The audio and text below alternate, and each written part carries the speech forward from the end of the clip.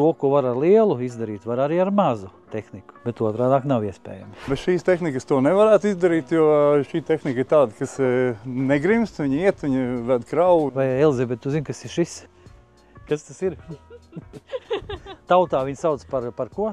Dampers. Dampers, jā. Šeit viņš bija tieši nepieciešams. Ir arī lielāki izmēri, bet mums speciāli mazie. Jā, jo mums šeit, piemēram, vajag iebraukt. Jā, un lielajiem nevar, un lielos, ja vajag, tad tā tie tiek pieīrēti, šie ir mums paši īpašumā. Nu, vizuāli ir redzams, apmēram, tā arī tas viss vēl jālīdzina, jāfrēzē, jākultivē. Bija ļoti veiksmīgi, ka varēja izņemt 3 sētas stabus ārā un ievest ar lielām mašīnām. 20 kubus grunts vienā reizē, un kopā tika ievest 240 kubikmetri grunts. Tas ir izdevīgāk nekā tur stumt ar kādām mazām tehnikām. Vai mazu tehniku, kas...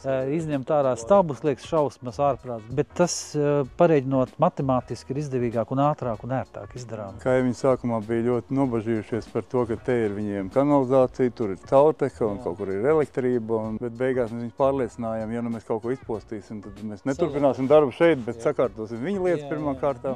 Un šobrīd jau viņi ir mūsu nākamie klienti. Kādas grūtības bija veicot darbu? Grūtības izaicinājumi lielākais bija tas, ka melnzem mitra kauss tam lieliskajam traktoriņam tomēr pielipa, un viņš bija diezgan bieži jāpatīra. Tāpēc, kad ja zeme ir auglīga un slapja, viņi ir tāda lipīgi. Ja? Un atkal bieži vien gaidīt labāku laiku, paliks sausāks, nu, tad tas vispār ir iespējams neizdarāms, nu, kaut kādā saprotamā laika posmā. Kur ir vēl viens palīgs, bez kura mūsdienās nekur nevar tālu tikt. Unikāls ar to, ka mainās ļoti daudz tie agregāti, un faktiski var piemērot gan visu iespējamo, gan rakšanas kausu, gan šeit ir kauss, kas atverās, kur var iegrābt, var likt frēzi, nu, faktiski pļāvēju, slotu, ziemes lāpstu, jebko.